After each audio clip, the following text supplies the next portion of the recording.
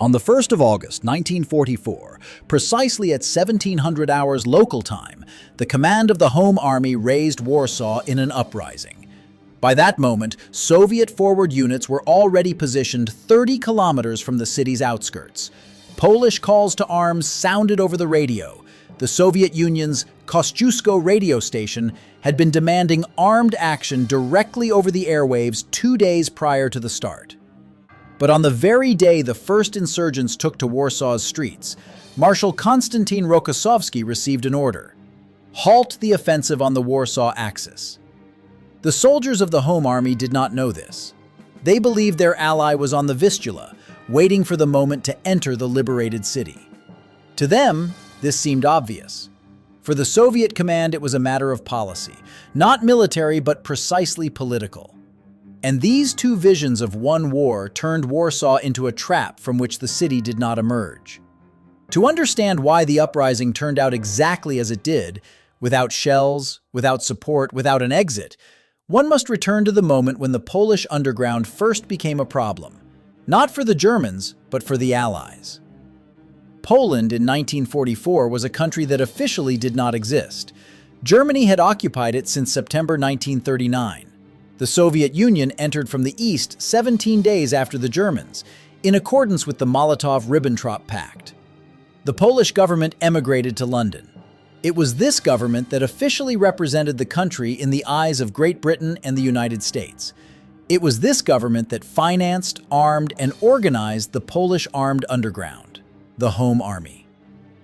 By the summer of 1944, the Home Army numbered, by various estimates, between 250 and 350,000 people across the country. It was the largest underground army in occupied Europe. Its fighters killed German officials, derailed trains, and disrupted communications. They existed as a real military force. And precisely this became the problem. For Stalin, the Polish underground with its London command was not an ally but a competitor. From July 1944, the Soviet Union was promoting its own Polish committee, the Polish Committee of National Liberation, formed in Moscow and popularly known as the Lublin Committee. This was a parallel Polish authority, fully controlled by the Kremlin. If the Home Army had liberated Warsaw and met the Red Army as the masters of the capital, Poland's political future would have become a subject of bargaining. If Warsaw fell and the underground was destroyed, there would be no bargaining. It is here, in this political calculus, that the key lies to what happened to Warsaw in August through October of 1944. The Home Army in Warsaw had, at the start of the uprising, about 45,000 fighters. It sounds impressive, but weapons were held by roughly 1 in 10. According to reports from the Polish command, preserved in British archives and partially declassified in the 90s, at the start of the uprising, only 9,000 people had personal weapons, and heavy armament, artillery, mortars, anti-tank means, practically did not exist. German forces in Warsaw and on its approaches at that time amounted to about 15,000 military personnel. But within 2 days, the German command began pulling in reinforcements for reasons that had no military relation to Warsaw. They were related to a symbol. Warsaw was the capital. Allowing the insurgents to hold it for even a week meant a political catastrophe for the German occupation system across all of Europe. Hitler received the first report of the uprising on the evening of the 1st of August. The reaction was immediate. He ordered Warsaw destroyed, not held, not suppressed, destroyed. Specifically for this purpose, SS Obergruppenführer Erich von dem Bach-Zelewski, a specialist in suppressing partisan movements, was appointed. Placed at his disposal were SS units, police battalions, the Durlawanger Penal Battalion, a formation recruited from convicted criminals, and separate army units with artillery. Already by mid-August, German units totaling about 25,000 men with tanks, self-propelled guns, and air support had entered the Polish city. The Home Army had not a single tank, not a single anti-aircraft gun, almost no ammunition. Here is a figure that must be understood not abstractly but physically. In the first days of fighting, insurgent sniper sections received a norm: 5 cartridges per person per day. 5. Not 50, not 20, 5 cartridges. This is not a metaphor for shortage. It means a person with a weapon could afford to fire once every few hours. The German heavy self-propelled artillery piece Sturmtiger, a weapon of 380mm caliber firing rocket mortar shells, was used in the assault on Warsaw's districts. One shell destroyed an entire residential building. In street fighting against people with pistols and 5 cartridges in their pocket. In the first weeks of September, Soviet troops resumed operations near Warsaw and forced the Vistula at several points, establishing bridgeheads. Polish historians, notably Tadeusz Komorowski in his memoirs, recorded this moment as an attempt, albeit late, albeit insufficient. But the Soviet bridgeheads received no reinforcements. They were not expanded. The Soviet infantry transferred to the western bank, holding positions under fire, was essentially left without a developing offensive. Rokossovsky later explained this by the exhaustion of the troops and the overextension of supply lines after the rapid advance of the summer of 1944. These explanations partially correspond to reality. The First Belarusian Front had indeed covered over 500 kilometers in 6 weeks, and logistics were a genuine, not contrived problem. But a question remains that is not closed by a mere reference to troop fatigue. Why precisely during this period was air support for the insurgents by the Soviet side practically curtailed, while Great Britain and the United States requested permission to use Soviet airfields for flights with supplies to the Warsaw insurgents? This question led to one of the sharpest diplomatic clashes of 1944. British bombers could reach Warsaw from Italy, theoretically. This meant a flight of about 3,000 kilometers round trip, almost at the limit of the heavy machine's range. Cargo dropped without fighter cover, at night, over a burning city, with catastrophically low accuracy. Most containers with weapons landed on German positions or burned in the ruins. The effectiveness of the deliveries was negligible. However, the very fact of the deliveries held political significance. London was demonstrating Allied loyalty to the Polish government in exile. From the beginning of August, the Soviet side denied the Allies the right to refuel and land at Soviet airfields.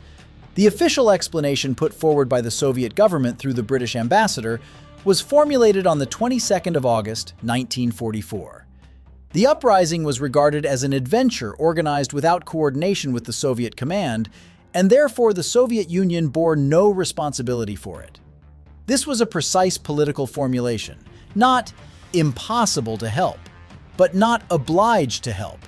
Churchill pressured Roosevelt. Roosevelt avoided open conflict with Stalin.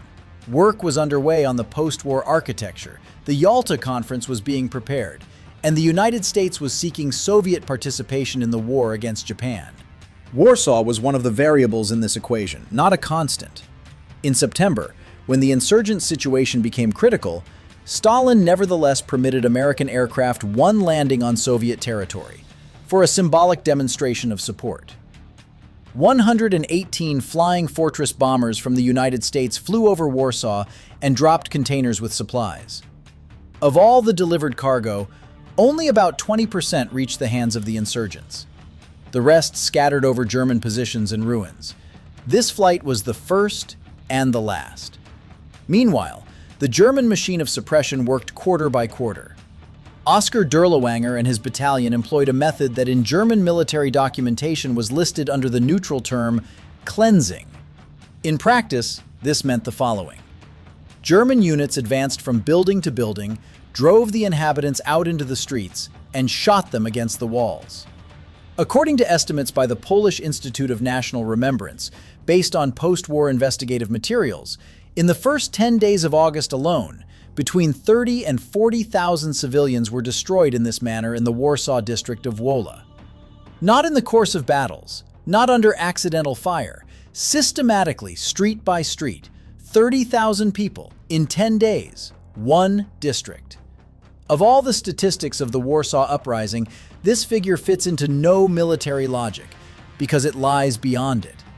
It was an order to destroy the population, not to defeat the armed underground. The Home Army held fewer and fewer districts. General Tadeusz Komorowski, leading the uprising, from the very first days sent radiograms to the Allies requesting assistance. The archives of the Polish government in exile, later transferred to Polish state archives and partially published by historian Norman Davies in his work on Warsaw's history, contain dozens of these dispatches. They become shorter and more precise in their wording. On the 18th of August, General Rokossovsky transmitted to London, "The situation is critical. Ammunition is running out. Without immediate assistance, we will hold out for no more than 2 weeks." This was written on the 18th of August. The uprising continued for another 7 weeks. It continued because the people in the basements and ruins had neither a plan for retreat nor the possibility of surrendering on acceptable terms. Surrender meant deportation or execution. The German side, in the initial phase, gave no guarantees to the civilian population. Holding on meant dying more slowly. But the question, how long can we hold out, was not a question of strategy, but of arithmetic. No supply channel was ever opened. At the end of September, German units, having regrouped after initial losses, proceeded to methodically strangle the city, quarter by quarter. The Polish part of Warsaw, the Old Town, had already fallen at the end of August.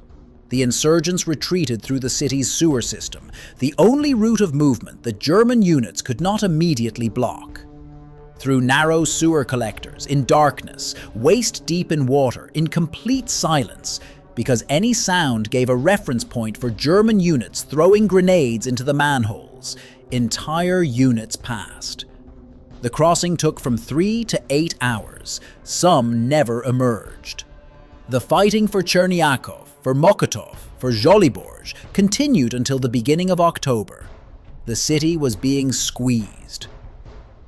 Military historian Alessandro Stagnaro, in a study published jointly by Polish and Italian archives in 2004, established that by the 1st of October 1944, the Home Army had only several thousand combat-ready fighters, of whom less than half remained armed.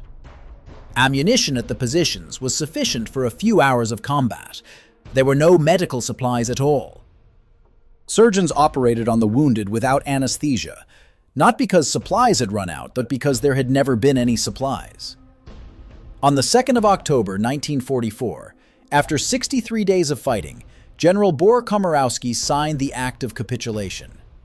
The German side agreed to recognize the insurgents as combatants, which granted them the rights of prisoners of war, not criminals.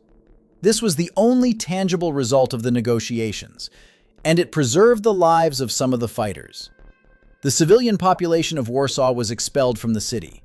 Between 150 and 170,000 Varsovians passed through the transit camp in Pruszkow and were deported, some to concentration camps, some to forced labor in Germany, some scattered across Polish provinces. The Germans themselves began to destroy the city methodically. Special teams went quarter by quarter, setting fire to and blowing up what still stood. By January of 1945, when Soviet troops finally entered Warsaw, they found not a captured city but ruins. 85% of the city's buildings were destroyed. Of the pre-war population of 1,300,000 people, only a handful remained in the city. 85%. This is not the outcome of the battle for the city. This is the result of the deliberate destruction of the city after the battle, when there was no one left to fight. Soviet troops entered Warsaw on the 17th of January 1945. There was no resistance. German units were retreating under the general pressure of the Soviet winter offensive. The victorious reports of the Soviet Information Bureau announced the liberation of the capital of Poland. There was nothing to liberate. The city did not exist. The Polish Committee of National Liberation declared Warsaw the capital and assumed power. The Polish government in exile in London was faced with a fait accompli. At the Yalta Conference in February of 1945, the Allies effectively agreed with the Soviet version of Polish policy. The Home Army was disbanded and soon became an object of persecution by the new regime. Some of its commanders who came to negotiate with the Soviet command were arrested in March 1945, directly during those negotiations, under guarantees of safety that proved legally void. It is precisely this political dimension of the uprising that historians continue to analyze to this day, and it remains the most painful one.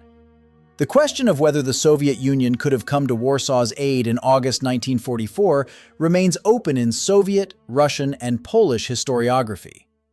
The positions are fundamentally divergent. Soviet military science insisted, and a portion of contemporary Russian researchers uphold this position, that Rokossovsky's troops by the 1st of August were objectively exhausted, logistics were overstretched, and German defensive positions near Warsaw had been reinforced. The front needed a pause, and this pause was not a political decision, but a military necessity. Polish historiography and a number of Western researchers, in particular Norman Davies in his book Rising 44, challenge this version.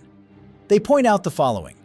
Soviet troops conducted offensives elsewhere in both September and October 1944. Supplying the insurgents by air was technically possible had the Soviet side provided airfields. Permission for this was granted only once, in September, when its practical significance was already minimal. Documents of the Soviet command, which became accessible in the post-Soviet period, contained direct instructions from Stalin on the undesirability of strengthening the home army. These documents do not provide a definitive answer. They do not contain an order not to help the uprising, but they clearly show the priorities. Priorities are the answer. Because in war, what is not a priority does not receive resources. The Warsaw Uprising claimed between 150,000 and 200,000 lives of the Polish civilian population. Home army losses amounted to about 18,000 killed and about 25,000 wounded. German losses, according to data cited in studies by the Polish Institute of National Remembrance, ranged from 10 to 17,000 killed and wounded, significantly fewer than the losses of those they fought against, even though they were the attackers, not the defenders. The difference in losses is explained not so much by the tactical skill of the German side, as by the elementary fact that one side had artillery, aviation, tanks, and unlimited ammunition supply, while the other fired once every few hours. After the uprising ended, German teams set fire to the Warsaw National Library, the State Archive, and the University of Warsaw. Not as collateral damage from fighting, as deliberate destruction. Polish cultural advisor Stanisław Lorentz, who survived the war and later restored a number of Polish cultural institutions, assessed the scale of destroyed Polish cultural heritage in Warsaw as unprecedented in 20th century European history. It was in order to erase not only the city but also what the city remembered. Warsaw exists now. It was rebuilt anew, including in a legendary manner.